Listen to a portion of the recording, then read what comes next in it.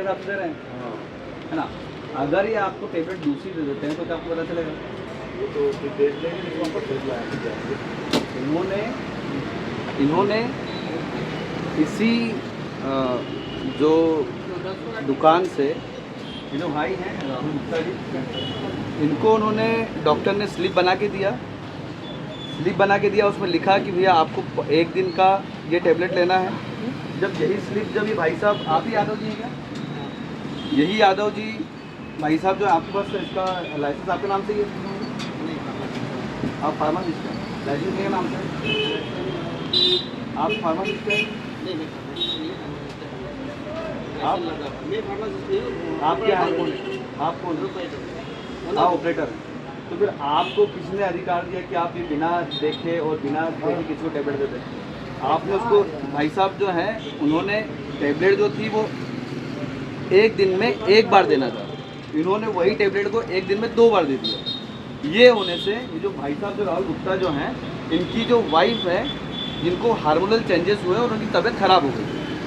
और जब तबीयत ख़राब होने के बाद जब डॉक्टर के पास गए और उनसे मेडिकल वाले जो थे उनसे पूछा तो उन्होंने बोला कि भैया टेबलेट जो थी वो 1 दिन में 1 बार ही देनी थी, एंटीबायोटिक टेबलेट थी, लेकिन उसके हाई डोज होने के कारण से ये हार्मोनल इनबैलेंस हुआ। तो मेरे को भाई साहब आप बताइए कि आपने बिना जानकारी के इतना बड़ा चीज़ कैसे कर दिया? क्या आपने उनको पढ़ा नहीं किस तरीके से? मैं जागो आदिवासी यूट्यूब चैनल का संपादक हूँ, तो आप मुझे जवाब दीजिए। सर से आप सर के पास कैमरा लेके आइए। आपने बिना देखे, बिना आपने उसमें देखे और बिना उसको समझे आपने कैसे टेबलेट दिया? या फिर आपके कोई स्टाफ के लोग होंगे तो उन्होंने आपसे बिना उसके कैसे कर दिया उन्होंने? मतलब आप तो मतलब व्यक्ति आपकी गलत टेबलेट देने से व्यक्ति तो मर भी सकता है। इनको तो चलो ठीक है, सिर्फ हार्मोनल चेंजेस ही हुए हैं, देन क्यों आप लोग तो मार भी सकते हो। आप लोग सिर्फ ये सोचते हो कि आपको टेबलेट बेचना है, जहाँ 1 लिखा था आपने उसको 2 लेके बेच दिया। अब आपके पैसे के फायदे के लिए आपने संबंधित व्यक्ति की वाइफ को बीमार कर दिया, सिर्फ आपके पैसे के स्वार्थ को लेकर। बड़वानी में यही हो रहा है। कोई डॉक्टर मरीजों के प्रति जिम्मेदार नहीं है। थोड़ी दिन पहले दुर्गाबाई करके जो एक महिला थी, उसकी लापरवाही पूर्वक ऑपरेशन करने के कारण से मृत्यु हो गई। बड़वानी का जो मेडिकल है वहाँ पे ये है कि इन लोगों को सिर्फ टेबलेट्स बेचना है। अगर व्यक्तिगत पैसा है कि नहीं है उससे इन्हें कोई मतलब नहीं है। इनको बस ज़्यादा से ज़्यादा टेबलेट्स बेचना है।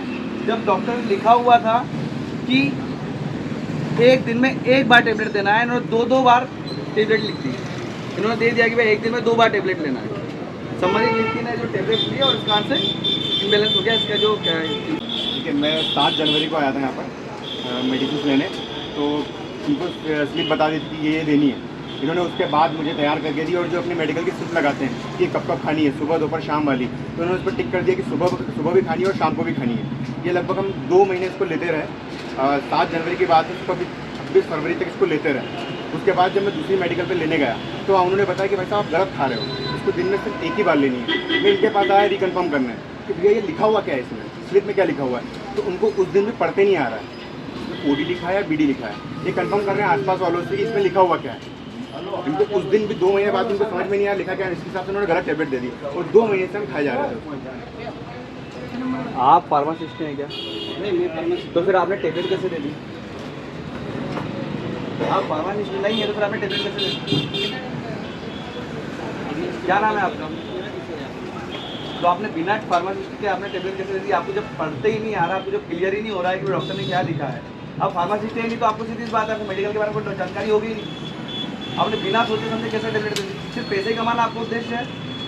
व्यक्ति मर जाए कोई फर्क नहीं पड़ता आप लोगों को। अगर आप लोगों की लापरवाही के कारण अगर व्यक्ति की जान चली जाती तो उससे जिम्मेदार कौन होता? आपको हत्या का प्रकरण दर्ज होता, पता है आपको?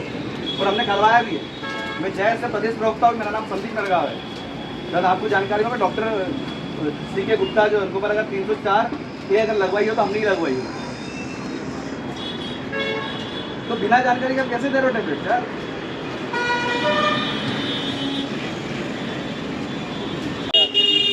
हाँ, टाइम रहता है हमारे पास। अब इसमें डिस्कशन में हो सकता हो कि देखने में हुई वो चूक या फिर वो आपसे हुई आप थी। एक बार दिखा दीजिए मैंने मैं देख लूँ 2 महीने बाद भी दिखाया था आपको और कंफर्म करा था कि इसमें लिखा हुआ क्या है, तो आपने क्या कहा था? थोड़ा सा क्या मिस कंफर्म नहीं है आप। हो रहा है उसमें कटा हुआ तो दिख रहा ये है। आप कैसे लिख के दे सकते हो? आप बोलो ना कि डॉक्टर से कंफर्म करो, आपने ये बोलना चाहिए था। आपने बिना देखे दे दी कि हाँ ले लो दूध। डिस्क्रिप्शन पे थोड़ा आप देखिए नहीं तो अरे आपको नहीं समझ में आ रहा तो आप तो मना मत कर दो दो। ना यार। मना कर दो ना आप। अगर हाई डोज हो गया और व्यक्ति की जान जान चलेगी तो उसकी जिम्मेदार कौन होगा? वो 50 रुपए की तो एक आप गोली लोगों है। को सिर्फ ये है कि बस टेबलेट बेचना है, ज्यादा से ज्यादा टेबलेट बेचना है, बस पैसे की लालच में हमने टेबलेट ज्यादा दे दी। आपको पढ़ता नहीं आ रहा था ना, सही से बताना आप कंफर्म नहीं हो कि उस पर लिखा हुआ क्या जवाब है। कुछ देना चाहते, संतुष्ट जवाब देना चाहते। स्लिप तो मैं रख के गया था, एक रात स्लिप रखी थी आपके पास। आप कुछ आपसे मिस्टेक हुई है? मिस्टेक हुई है कि नहीं हुई? डिस्क्रिप्शन देख के बता पाऊंगा। देख बता दो इनको। इसमें जब ये लिखा हुआ था कहाँ है ये वो? आपका बिल, ये आपका बिल इसमें है। आपने दी हुई है, ये देखिए 499 जो है, इसमें आप देख सकते हैं 40 और ये 20, 60 टेबलेट दी हुई है। अब जब मैम ने लिखी है सिर्फ 1 महीने की 30 टेबलेट, आपने 60 दी हुई है। डिस्क्रिप्शन देख के बात डिस्क्रिप्शन बता दो।